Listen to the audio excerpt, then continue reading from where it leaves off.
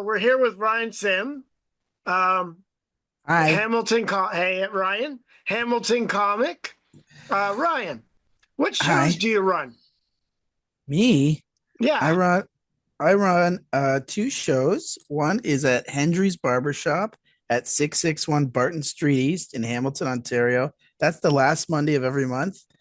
And I also run Thursday Night Live with Ryan Sim at the new Spotlight Comedy Club in St. Catharines, Ontario at 92 St. Paul Street. And that's the last Thursday of every month. So last week of the month, there's a couple shows you can check out. Check me out.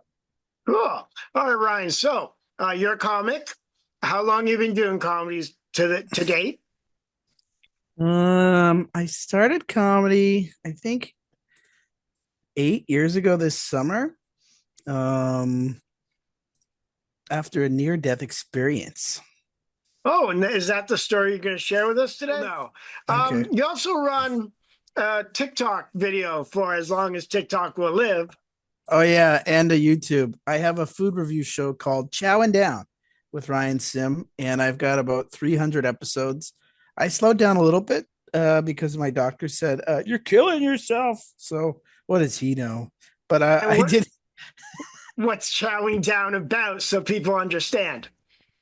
during the pandemic. I went to Costco and then I saw Popeyes, and I was like, I've never eaten Popeyes, and this is back when we couldn't do anything. I thought, you know what I'll do? I'll buy Popeyes and eat it in my car, and just see if people like it, and they did, and then I just kept going. But then, you know, uh, I realized that you got to be creative because I have IBS, so often the end of my movies, I was like waving from the toilet. Oh, well, Well, thank you for putting that image in my head today. Like, well, I'm if not you gonna have and to sleep tonight. I'm not waving at the camera going hi. Yeah, that's how I'm gonna end all chowing down now. At the end, I'll be like, goodbye, DJ, and look right at the Go camera. for it, dude. You might get more followings. Might be censored, but get more following. When did you move back to Hamilton? Because I started comedy about 2 years before that. I moved back 2018. Yeah, so I started in 2016. Yeah, the Yeah, summer. the Okay. summer of 2018 to take care of my dad. So, Ryan, what's Yeah. your story? Tell us your story. Okay. Well, I never really talk about my personal life, but in my personal life, I've done a lot of surveying. I've surveyed from helicopters over Japan. I've surveyed, taking aerial photos, all of the Ontario and Alberta.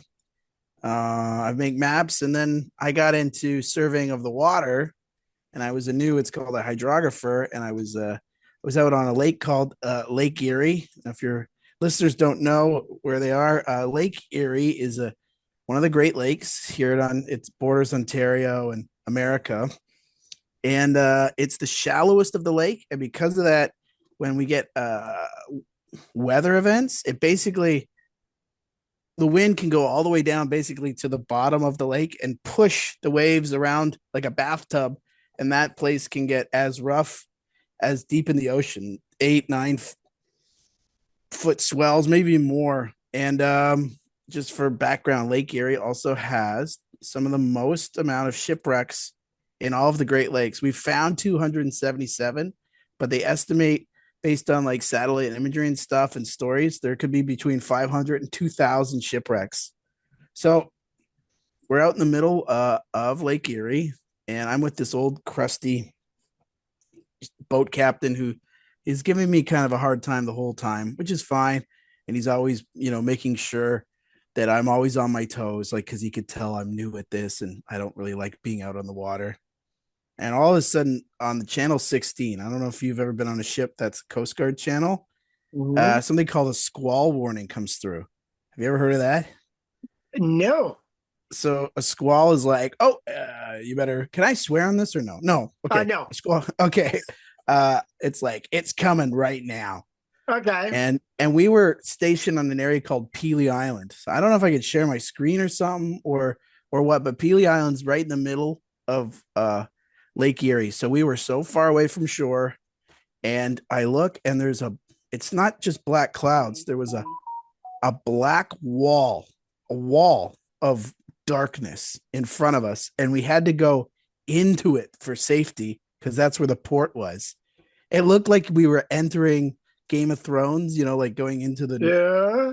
It was just a black wall, and the whole summer he was kind of like razzing me, and all of a sudden he looked at me with like serious eyes and said, um, "You better call someone you love just in case." And I was like, "Oh shoot." So I was like, I don't know what to do. And we had to go into this black, like all I can explain is it looked like, I don't know, science fiction movie. And we were, going to go be transported to like Stargate or something. And Yeah. he calls his wife and tells her, just so you know, I love you. And he's one of those kind of rough and tough guys that I could tell. I was like, oh, that didn't sound like, I don't think he does that normally. Right. And I had a girlfriend at the time. I'm like, should I text her? Should I call her? I was like, and I'm really close with my mom, as you know. I was like, should I call my mom? And instead, I just froze and I went on Reddit and I signed up for an open mic instead, which was yeah, it was run by a local comedian called Matt Serena. It was called The First Timers. It was at Zyla's. I remember that on James and Barton Street here in Hamilton, and it was a show just for for newer people. But I signed up and we went through, and I think to this day the ship still might have my finger imprints in the. Actually, at one point we were standing up because the waves were hitting us so much. It was better to be standing.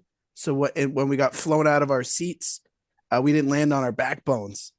And uh, I don't know. There was periods where when we go up one wave and come down, and instead of ride the wave, we went through it. So water was going above our heads. It was so scary. But we made it, and then we got to shore eventually. There was guys waiting on shore for us to throw the ropes to because the wind was pushing us so far away that you know. And then Yeah. I got to shore and I dried off, and I was like, oh my gosh. And then I got a message back saying, okay, you're booked for a month from now. And I went, oh no, I guess I have to write 5 minutes. And how did the show go? Uh, Unfortunately, it went really well. And the